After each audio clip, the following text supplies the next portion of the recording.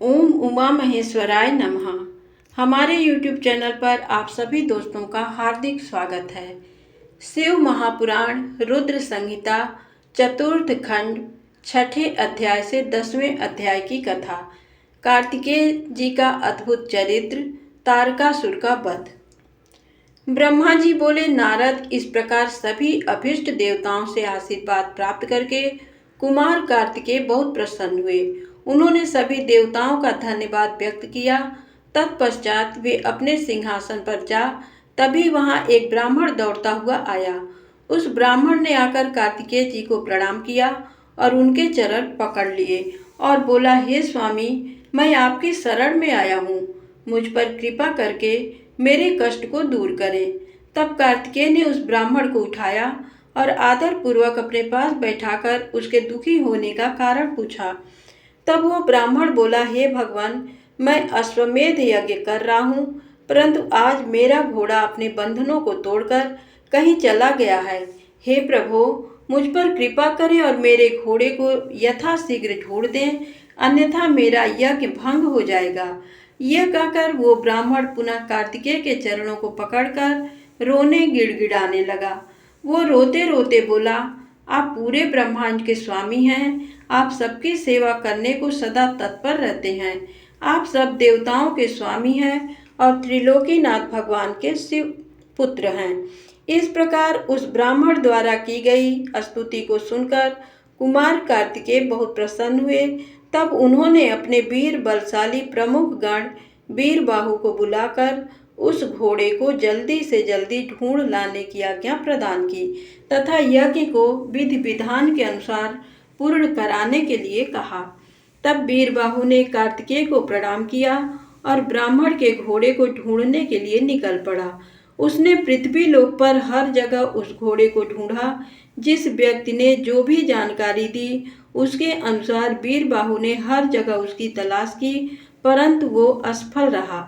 तब वो उस घोड़े की तलाश करने के लिए भगवान श्रीहरि विष्णु के लोक बैकुंठ धाम गया। वहां जाकर वीरबाहु ने देखा कि एक घोड़े ने विष्णु लोक में बहुत आतंक मचा रखा था। वे विष्णु लोक में वो घोड़ा खूब उपद्रव कर रहा था। कुमार कार्तिकेय के उस गण वीरबाहु ने तुरंत उस घोड़े को बंधक बना लिया और उसे पकड़कर अपने स्वामी कार्तिकेय के पास ले आया। तब स्वामी कार्तिकेय ने पूरे संसार का भार लेकर उस घोड़े पर बैठकर उस घोड़े को पूरे त्रिलोक की परिक्रमा करने का आदेश प्रदान किया। वो अद्भुत घोड़ा एक ही पल में तीनों लोकों की परिक्रमा करके लौट आया। तब कुमार कार्तिकेय उस घोड़े से उतरकर पुनः अपने आसन पर बैठ गए।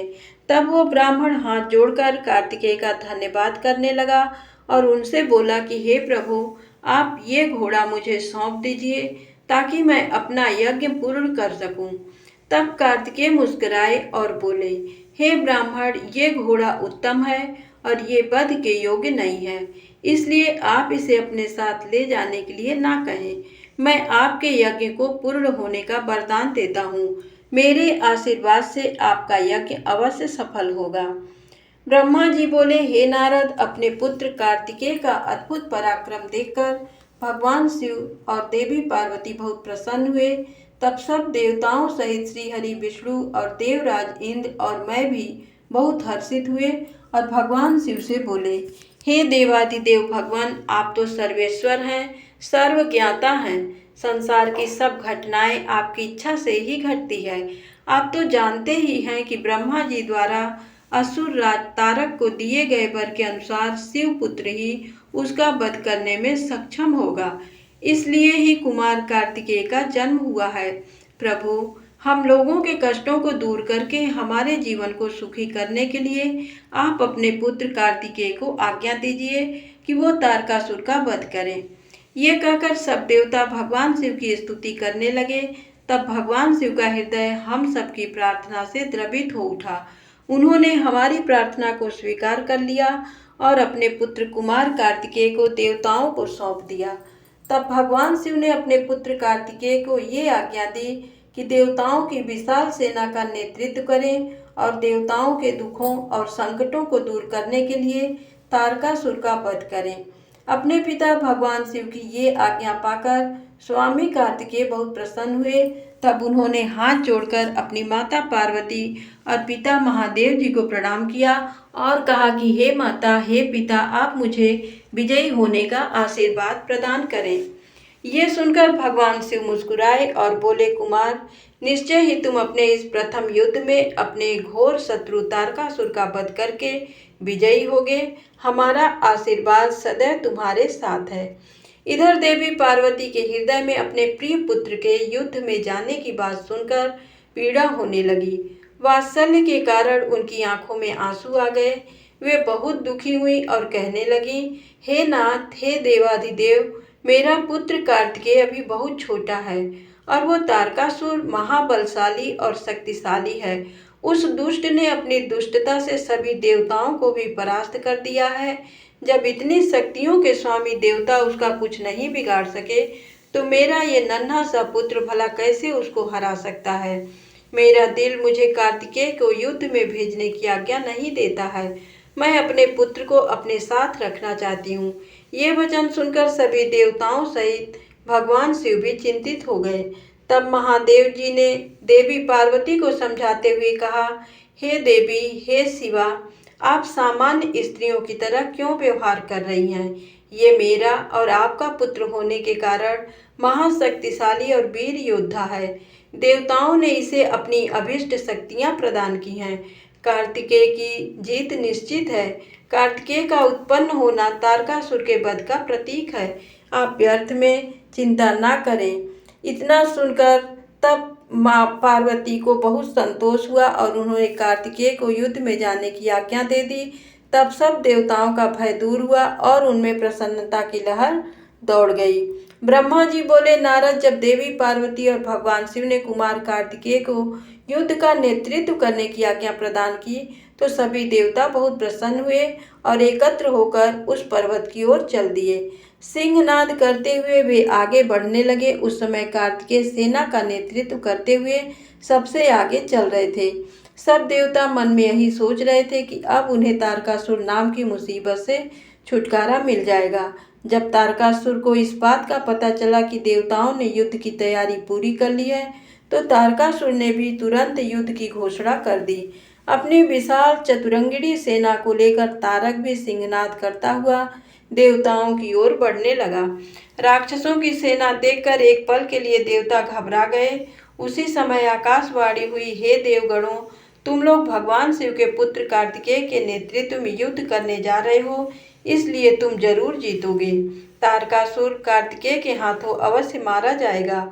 उस आकाशवाणी को सुनकर सभी देवता का उत्साह बढ़ गया और उनका डर दूर हो गया। उस समय दुंदुभी और अनेक प्रकार के बाजों की ध्वनि आकाश में गूंजने लगी। तब देवता और राक्षस युद्ध करने के लिए पृथ्वी और सागर के संगम पर पहुंचे। दोनों पक्षों में बड़ा भयानक युद्ध छिड़ गया। युद्ध की भयंकर गर्जना से पृथ्वी भी डोलने लगी। देवताओं की सेना का नेतृत्व शिव पुत्र कार्तिकेय कर रहे थे। उनके पीछे पीछे देवराजेंद्र सहित देवताओं की विशाल सेना थी। कार्तिकेय उस समय इंद्रदेव के ऐरावत हाथी पर विराजमान थे। तब उन्होंने उस हाथी को छोड़ दिया और रत्नों से जड़े सुंदर यान पर बैठ गए।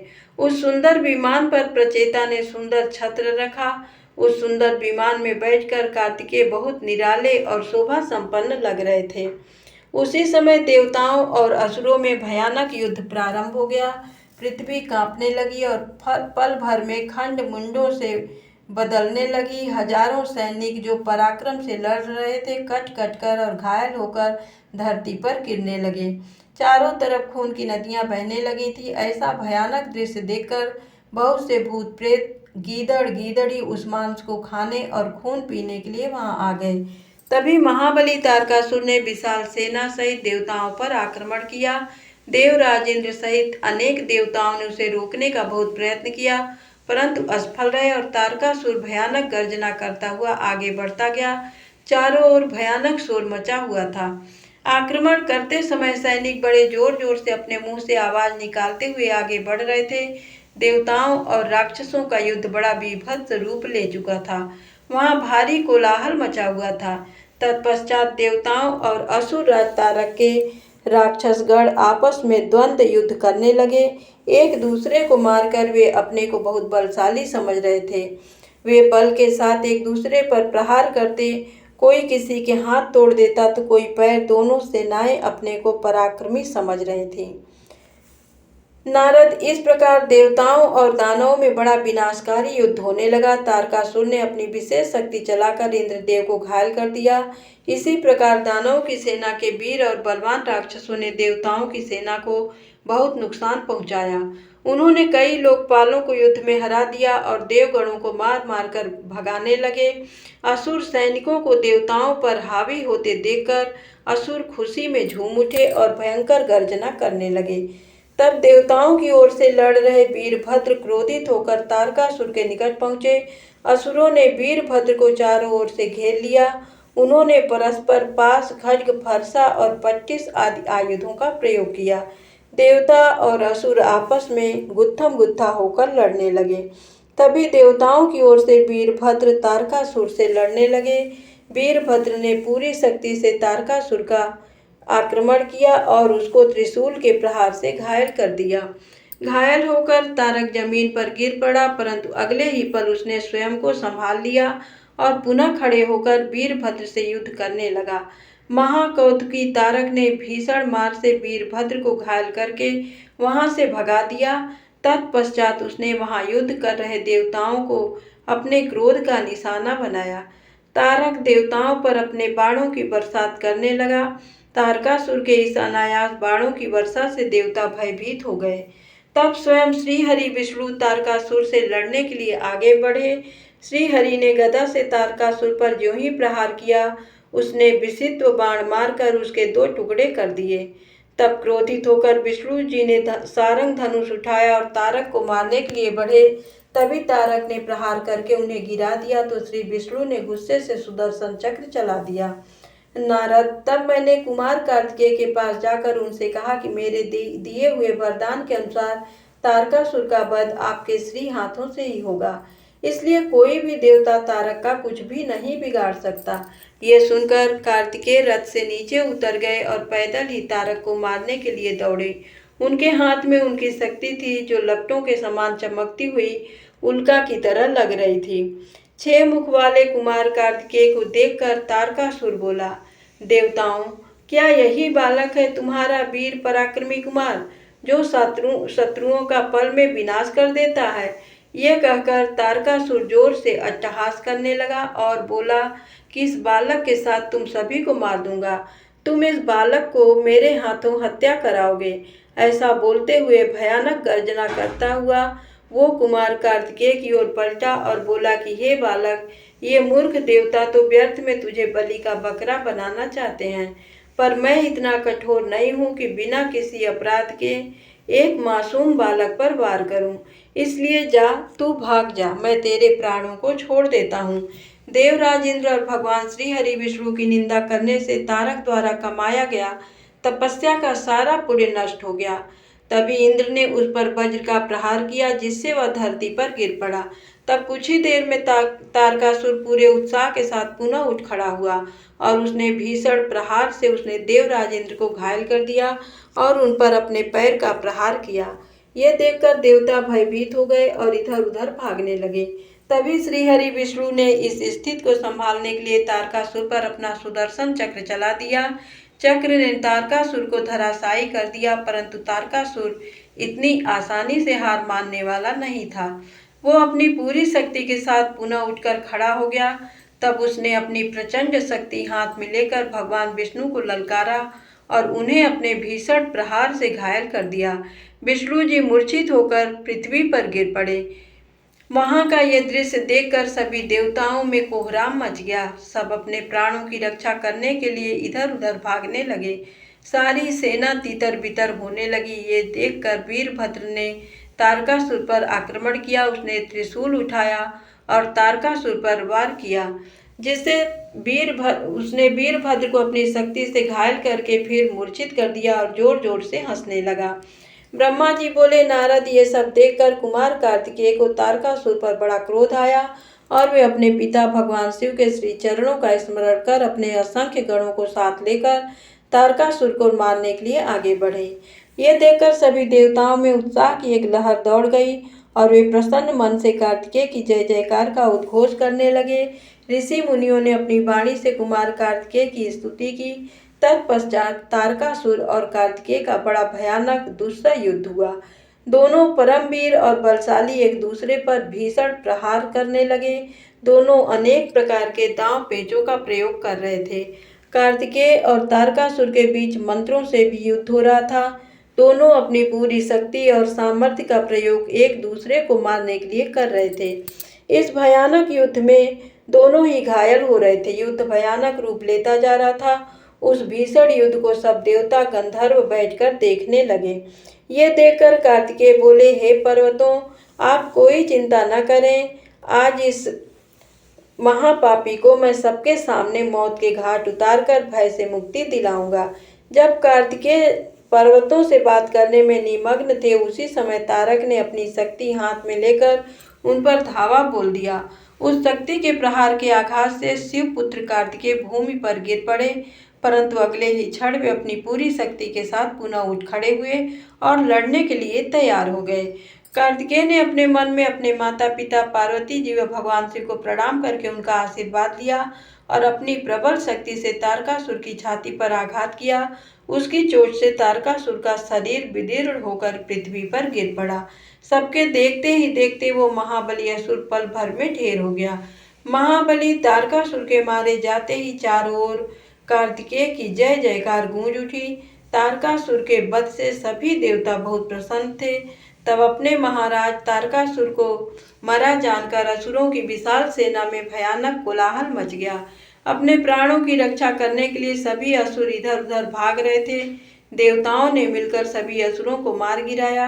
कुछ असुर डरकर मैदान छोड़कर भाग खड़े हुए थे, तो बहुत से दैत्य और राक्षस हाथ जोड़ कुमार कार्तिकेय की शरण में आ गए और उनसे क्षमा मांगने लगे। तब कुमार ने प्रेम पूर्वक उन्हें क्षमा कर दिया और उन दानवों को आदेश दिया कि वे सदैव के लिए पाताल में चले जाएं। इस प्रकार तारकासुर के मारे जाने पर उसकी सारी सेना पल भर में नष्ट हो गई। ये देखकर देवराज इंद्र के साथ साथ समस्त देवताओं और संसार के प्राणियों में खुशी की लहर दौड़ पड़ी। पूरा त्रिलोक आनंद में डूब गया। जैसे ही कुमार कार्तिकेय की विजय का समाचार भगवान शिव पार्वती के पास पहुंचा, तो वे तुरंत अपने गणों को साथ लेकर युद्ध स्थल पर पधारे। श्री पार्वती जी ने अपने प्राण प्रिय पुत्र को अपने हृदय से लगा लिया और अपनी गोद में बिठाकर बहुत देर तक उसे चूमती रहीं। तभी वहां पर पर्वतराज हिमालय भी पहुंच गए और उन्होंने अपनी पुत्री पार्वती, भगवान शिव और कार्तिकेय की स्तुति की। चारों दिशाओं से उन पर फूलों की वर्षा होने लगी। मंगल ध्वनि हर ओर गूंजने लगी। हर तरफ उनकी ही जय जयकार हो रही थी। देवताओं के स्वामी देवराज इंद्र ने अपने साथी देवताओं के साथ कुमार कार्तिकेय की हाथ जोड़कर स्तुति की। तत्पश्चात भगवान शिव अपनी पत्नी पार्वती को